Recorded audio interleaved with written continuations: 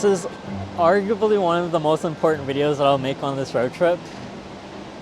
And a large part of that deals with this waterfall. So when people asked me before I started what was the thing I was looking forward to most on this trip, it was this waterfall. Multnomah, I think. Multnomah Falls. We'll go with that pronunciation. I had a journal probably from the 2016 era of things I don't know, was experiencing at the time, and one of the pages was dedicated to places I wanted to visit, things I wanted to see. A sort of bucket list, if you will, but like not full bucket list, it was just places. So I had seen this waterfall as a backdrop on one of the Windows like screensaver things back then, don't ask me what year, and I printed out, taped it to this book, and the reason it was so important was because it reminded me of Lord of the Rings, and it almost brought a fantasy to reality type of situation for me, which was super cool, right? And it was something that meant a lot to me.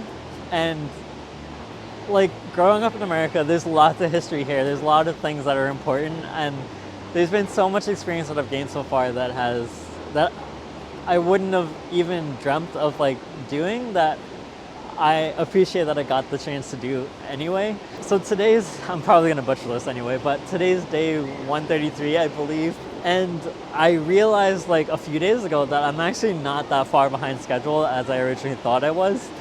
So knowing that I'm probably like 30% way through now, it's interesting the state of knowledge that I'm like existing in at the present time.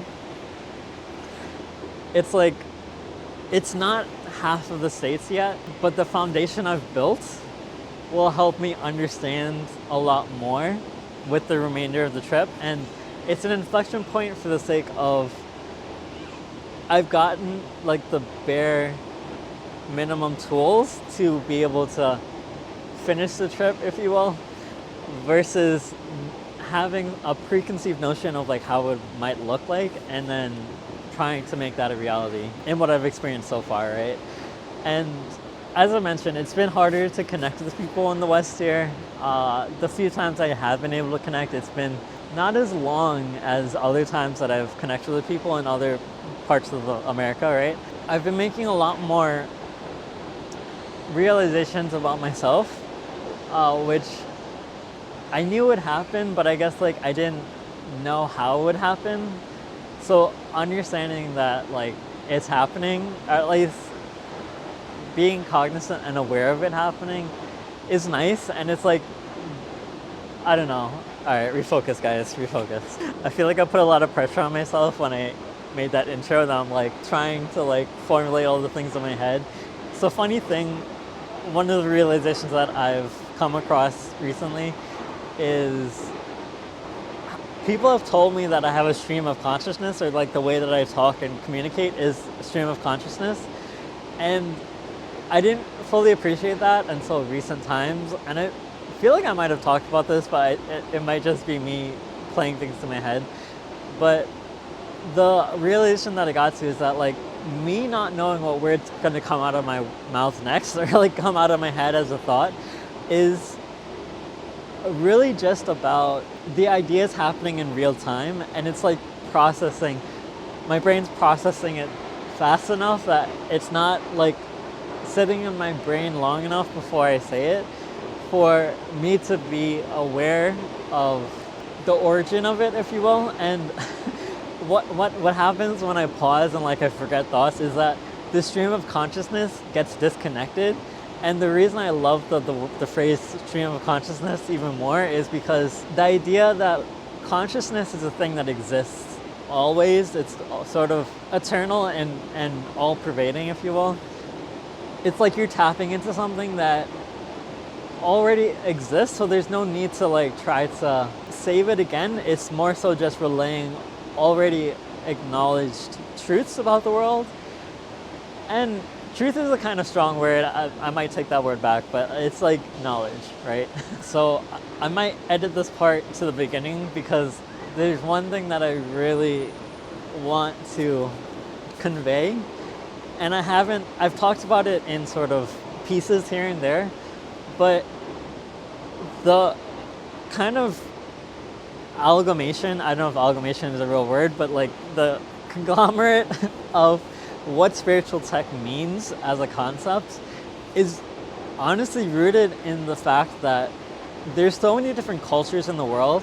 There's so many different things that people value, and being able to respect everyone where they are, I think, is the root essence of the spirituality. And what I'm really just trying to do is get us to see what value exists where, who has that value, what value people do want to get more of, and help us coexist and form better, more healthy relationships with each other. And technology is just an integral part of that because of how pervasive technology has become in this physical world that we operate within. Honestly, I'm surprised that it's so busy here and it's such a big tourist attraction. Like, I didn't even think it was like this popular, but apparently like it's honestly almost as popular as the Hoover Dam, or just like I would not have expected the Hoover Dam to be as popular as it was either. So I've been doing a lot of driving that I wasn't expecting, that it was so long of a drive between places here too. Because my like music's not fully integrated with this new car, I was like trying to get something that like plays better with the system that I have. So I've been listening to a lot more podcasts. There's 2 podcasts specifically that I've had more strong emotions about, which may or may not be a good thing, but one of them is the telepathy tapes, which that word is always going to trip me up. And I don't know if I want to give any spoilers for it, but it's definitely talked about a lot of the things that I'm trying to share here in a unique context. One of the things that is brought into my thinking, if you will, is just sort of a revitalization of the idea of consciousness and how that like plays into the things that I'm doing. Like, I forget when, but whenever I did the most recent revamp of my website, I was able to come up with a title for myself as like a technology integrator, right? That coupled with like my experience before that in NLP, natural language processing, sort of helped me get a better definition for myself to operate within this world that we're living in. And not everyone takes the time to do that. I was always upset with the idea of job titles because I felt like job titles never actually told you what you were actually doing, which maybe I'm wrong for thinking job titles should be descriptive to the job that you're performing, but anyway. I think that in recent times, people have gotten a larger distrust of the systems that we're operating in. And that statement might be biased by me living in the times that we're living in and not being aware of how life was at times in the past in the history. But there's a lot more information present due to technology making it available to us. And how we're grappling with that specific problem that only exists in the present day given the circumstances and environmental conditions that we're living in, it's causing the problem to be a lot more problematic. But I think the solution to how it's gonna be solved with the evolution of where we've gotten to is different from how we might have coped with it in the past, right? And the whole point of all of this is to help us understand what it means to operate in this technological world while being spiritual in nature, in the sense of like another definition for spiritual that I'll use for this particular context is just energy.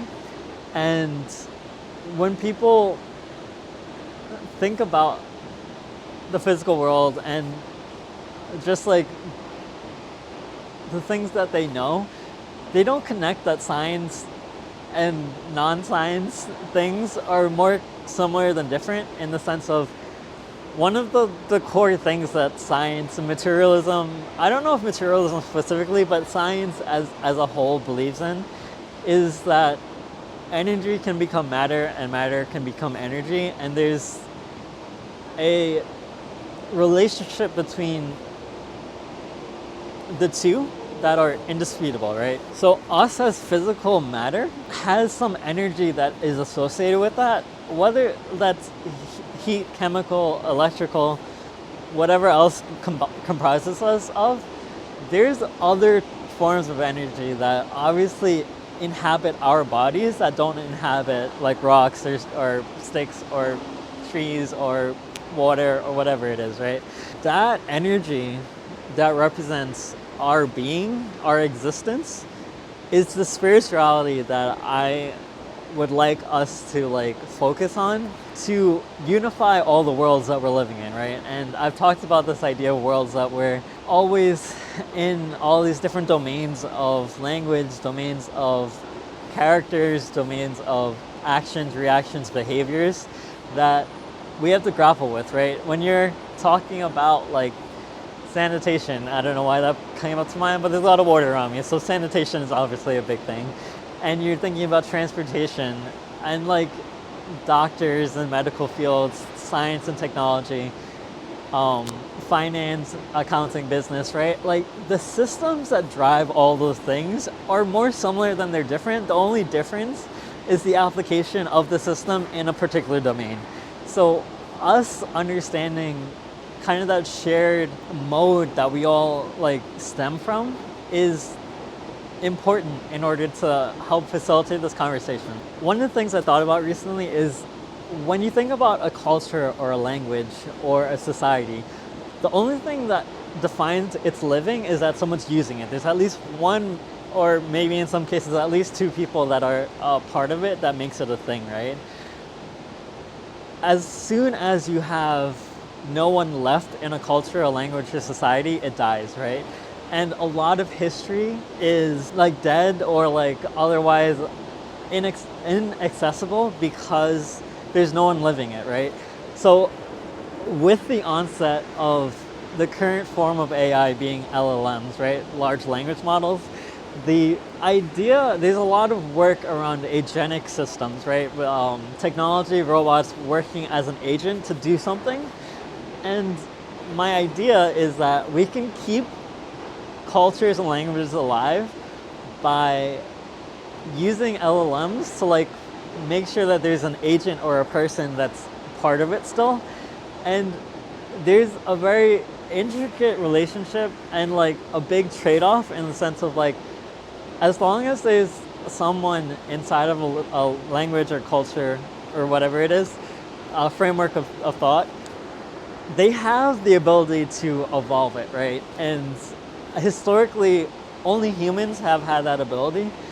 But with LLM specifically having this notion of hallucinations, I think that the problem is that over the course of history, like human history, things that have been less favored or called, what's that word?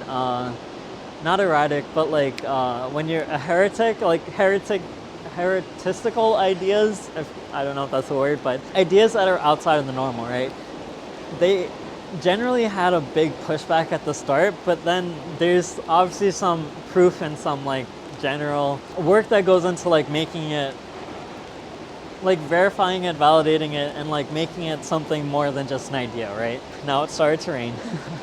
By definition, these agents, if we employ them in this paradigm, will evolve the language or whatever idea that we train it with or want it to like preserve. Even with anything that you're trying to preserve in sort of human capacity, the idea of how it existed in the past is not how it's getting preserved into the future, right? So there's a disconnect on a human level, right? So there shouldn't be an expectation to preserve things as is. Like there's a idealistic desire for sure, and I'm definitely one of the people that says like try to preserve things as best as you can to the way it was created with. And obviously, the idea of preservation versus evolution is a delicate one as well, because some things, if you preserve them as they were, they wouldn't be as relevant, and we wouldn't have evolved the way that we did today if they had stayed what they were before. So,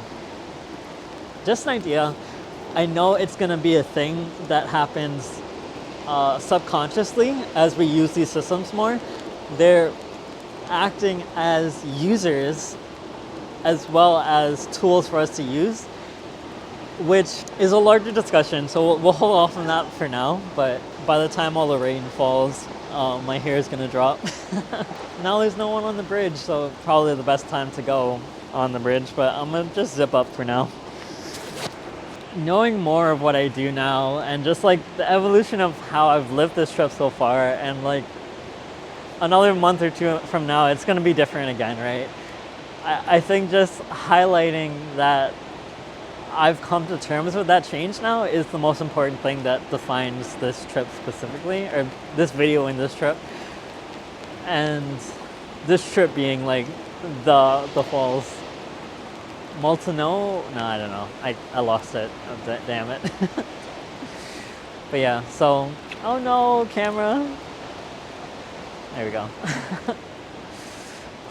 But yeah, alright, I'm gonna stop talking. It's raining really hard. I'm going to like go up the hill and then take some pictures, maybe some videos, and we'll see where I end up in the new year, right? So, this is your boy, Nick Humya, signing off.